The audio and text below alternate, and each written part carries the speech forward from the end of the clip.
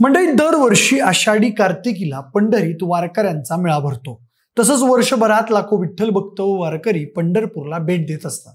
त्यामुळे पंढरपूर शहर आणि परिसरातील नागरी सुविधा, पाणी, आरोग्य, स्वच्छता, प्रशासन, दळणवळणाच्या सुविधा, कायदा सुव्यवस्था, रस्ते, बेसिक इन्फ्रास्ट्रक्चर आदी बाबींवर मोठा ताण येत असतो। परिणामी पंढरपूरच्या तीर्थक्षेत्र विकासासोबतच पंढरपूर आणि शेजारच्या ग्रामीण भागाच्या विकासाला चालना मिळण्यासाठी पंढरपूर मंगळवेढा विधानसभेतून दमदार आमदार निवडून देणं याकडे पंढरपूरकरांचा कल असतो। आज आपण महाराष्ट्राच्या आगामी विधानसभा निवडणुकीच्या अनुषंगानं याच पंढरपूर विधानसभा मतदारसंघाचा राजकीय पट उलगडून पाहणार आहोत। महायुतीकडून भाजपच्या समाधान आवताडे यांना तिकीट जाहीर झालेलं आहे, पण अद्याप महाविकास आघाडीकडून उमेदवारीचा चेहरा स्पष्ट झालेला नाही। पण सध्या भगीरथ भालके आणि प्रशांत परिचारक यांच्या नावाची महाविकास आघाडीकडून चर्चा सुरू आहे। आज पंढरपूरच्या लढतीचं सगळं चित्र स्पष्ट होण्याची शक्यता आहे। मग कोण हरतंय? पंढरपूरचा पुढील आमदार, नेमकी कोणाची ताकद जास्त आहे, सगळं सविस्तर जाणून घेऊ। नमस्कार, मी प्रथमेश आणि तुम्ही पाहताय विशेष भारी। मंडळी, पंढरपूर मंगळवेढा विधानसभा मतदारसंघात सोलापूर जिल्ह्यातील मंगळवेढा तालुका, पंढरपूर तालुक्यातील कासेगाव, पंढरपूर ही महसूल मंडळ आणि पंढरपूर नगरपालिका क्षेत्राचा समावेश होतो। पंढरपूर हे मोठं तीर्थक्षेत्र असल्यामुळे तिथं नमामि गंगेच्या धर्तीवर चंद्रभागा नदीच्या स्वच्छतेच्या कामासाठीचा मोठा प्रकल्प आहे। इथली बाजारपेठ आणि उलाढालही मोठी आहे।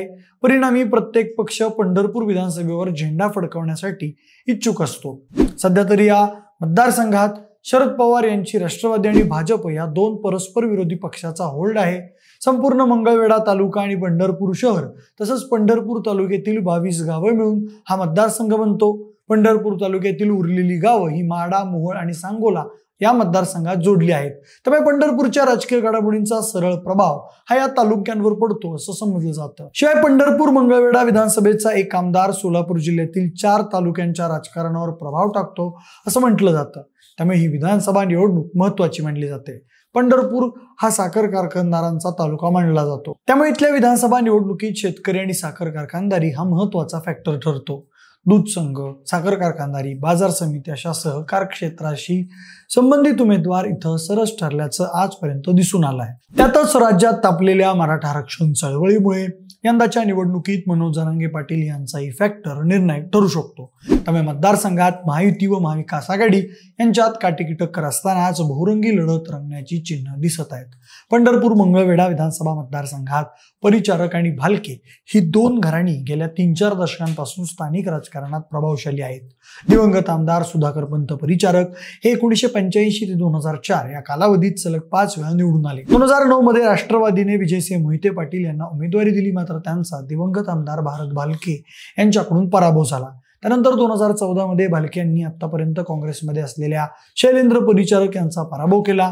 2019 मध्ये भालके यांनी भाजपचे उमेदवार म्हणून निवडणूक लढवलेले सुधाकर पंत परिचारक यांचा पराभव केला।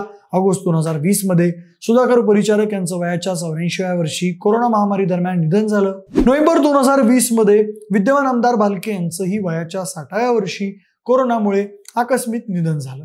2 ज्येष्ठ नेत्यांच्या मृत्यूमुळे मतदारसंघात नेतृत्वाच्या पातळीवर निर्माण झालेली पोकळी भरून काढण्यासाठी तरुण नेतृत्व सरसावल्याचं चित्र दिसत आहे। पंढरपूर विधानसभा मतदारसंघामध्ये अनेक वर्ष काँग्रेसचा दबदबा राहिला आहे। खास करून स्थानिक नेत्यांभोवती निवडणूक केंद्रित राहिली। 1957 साली प्रजा सोशालिस्ट पार्टीचे रघुनाथ नामदेव राऊत या ठिकाणी जिंकून आले, तर 1962 ते 1978 या 4 निवडणुकीत काँग्रेसच्या औदुंबर कोंडिबा पाटील यांनी विजय प्राप्त केला। 1980 साली काँग्रेसच्या पांडुरंग डिंगरे यांचा विजय झाला। 1985 ते 2004 अशा सलग 5 निवडणुकांमध्ये काँग्रेसचे सुधाकर पंत परिचारक निवडून येत होते। 2004 सालची निवडणूक त्यांनी राष्ट्रवादी काँग्रेसच्या तिकिटावर लढवली। त्यानंतर 2009, 2014 आणि 2019 साली भारत भालके या ठिकाणी विजयी झाले। 3ही वेळेला त्यांनी अनुक्रमे स्वाभिमानी पक्ष, काँग्रेस आणि राष्ट्रवादी काँग्रेस पक्षाच्या तिकिटावर निवडणूक लढवली। 2019 साली भारत भालके यांनी राष्ट्रवादी काँग्रेसकडून निवडणूक लढवल्यामुळे 2021च्या पोटनिवडणुकीतही हा मतदारसंघ राष्ट्रवादीकडेच राहिला। भालके यांच्या निधनानंतर सहानुभूतीची लाट असल्यामुळे त्यांचे चिरंजीव भगीरथ भारत भालके यांना उमेदवारी देण्यात आली होती, मात्र त्यांचा अवघ्या 2955 मतांनी पराभव झाला। भाजपच्या समाधान आवताडे यांना 1,09,450 मतं मिळाली, तर भगीरथ भालके यांना 1,05,717 मतं मिळाली। परिणामी 2021 साली झालेल्या पोटनिवडणुकीत भाजपाच्या समाधान आवताडे यांचा विजय झाला. गेल्या काही वर्षात पश्चिम महाराष्ट्रात हातपाय पसरवण्याचा प्रयत्न करणाऱ्या भाजपानं सोलापूर जिल्ह्यामध्ये चांगलाच जम बसवला होता. 2019ला जिल्ह्यातील दोन्ही लोकसभा मतदारसंघ आणि 5 विधानसभा मतदारसंघात भाजपानं विजय मिळवला होता. मात्र यंदा 2024च्या लोकसभा निवडणुकीत जिल्ह्यातील दोन्ही लोकसभा मतदारसंघ काँग्रेस राष्ट्रवादीनं जिंकल्यामुळे आता विधानसभेचंही चित्र बदलणार असल्याचं बोललं जात आहे. 2024च्या माढा लोकसभा निवडणुकीवेळी भाजपात असलेल्या धैर्यशील मोहिते पाटील यांनी अचानक शरद पवारांच्या राष्ट्रवादी काँग्रेसमध्ये प्रवेश केला. त्यानंतर धैर्यशील मोहिते पाटील यांना माढा मतदारसंघातून तुतारी चिन्हावर उमेदवारी देण्यात आली. त्यामुळे येथे लोकसभेला भाजप महायुतीचे रणजितसिंह नाईक निंबाळकर विरुद्ध धैर्यशील मोहिते पाटील असा सामना रंगला. त्यामध्ये धैर्यशील मोहिते पाटील यांनी विजय मिळवला. मोहिते पाटील यांनी रणजितसिंह निंबाळकर यांचा 45,420 मतांनी पराभव केला. विशेष म्हणजे पंढरपूर विधानसभा मतदारसंघातून धैर्यशील मोहिते पाटील यांना चांगलं मताधिक्य मिळालेलं आहे. त्यामुळे सध्या तरी येथे महाविकास आघाडीचं पारडं जड असल्याचं दिसून येत आहे. पंढरपूर विधानसभा मतदारसंघातून सध्या भाजपचे समाधान आवताडे हे विद्यमान आमदार असून त्यांनाच माहिती तिकीट मिळालेलं आहे. पण महाविकास आघाडीचं त्यांना आव्हान असणार आहे. तसंच अकलूजचे मोहिते पाटील यांनी पुन्हा राष्ट्रवादी काँग्रेसची वाढ धरल्यामुळं जिल्ह्यातील वातावरण बदललेलं असून महाविकास आघाडीला मोठं बळ प्राप्त झालेलं आहे. दरम्यान भगीरथ भालके यांनी पुन्हा एकदा राष्ट्रवादी शरदचंद्र पवार पक्षाकडे उमेदवारीची मागणी केलेली आहे. भगीरथ भालके यांनी निवडणुकीसाठी उमेदवारी अर्ज दाखल केला असून महाविकास आघाडी आणि शरद पवार यांच्याकडून उमेदवारीसाठी त्यांना ग्रीन सिग्नल मिळाला असल्याचं सांगण्यात येत आहे. पण अद्याप उमेदवारी मात्र जाहीर झालेली नाही.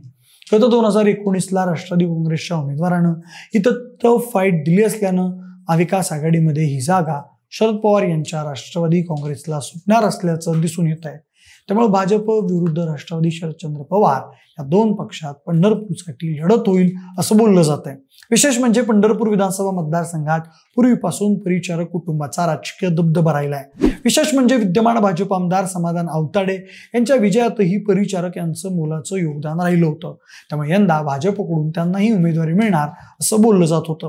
पण भाजपनं प्रशांत परिचारक यांना डावलून समाधान आवताडे यांच्यावर विश्वास टाकला आणि वेटिंगवर असलेल्या परिचारक यांनी आता शरद पवार गटाशी जवळीक साधले असं म्हटलं जात आहे. पंढरपूर मंगळवेढा मतदारसंघातून शरद पवार प्रशांत परिचारक यांना संधी देणार की मग भगीरथ भालके यांना पुन्हा रिंगणात उतरवणार हे चित्र लवकरच स्पष्ट होईल. दुसरीकडे मनसेचे प्रमुख राज ठाकरे यांनी महाराष्ट्रातील पहिला उमेदवार म्हणून दिलीप धोत्रे यांची पंढरपुरात उमेदवारी जाहीर केलेली आहे. अन्य पक्षांमधूनही ताकदीचे उमेदवार इच्छुक असल्यानं विठुरायाची नगरी असलेल्या पंढरपूरमध्ये चुरशीची लढत होऊ शकते असं म्हटलं जात आहे. महाविकास आघाडी आणि महायुतीमध्ये प्रत्येकी 3 पक्ष असल्यामुळे अनेकांना संधी नाकारली जाऊ शकते. त्यामुळे बंडखोरी टाळण्याकडे ही दोन्ही बाजूने प्रयत्न होणार आहेत. पण मंडळी, तुम्हाला नेमकं काय वाटतं? कोण होणार पंढरपूर विधानसभा मतदारसंघाचा पुढील आमदार? तिथे ताकद कोणाची जास्त आहे? तुमची मतं आम्हाला कमेंटमध्ये नक्की कळवा. जर हा व्हिडिओ आवडला असेल तर लाईक आणि शेअर करा. सोबतच अशाच माहितीपूर्ण राजकीय इंटरेस्टिंग घडामोडी पाहण्यासाठी आमच्या विशेष जुबारी या YouTube चॅनलला देखील सबस्क्राईब करायला अजिबात विसरू नका. धन्यवाद.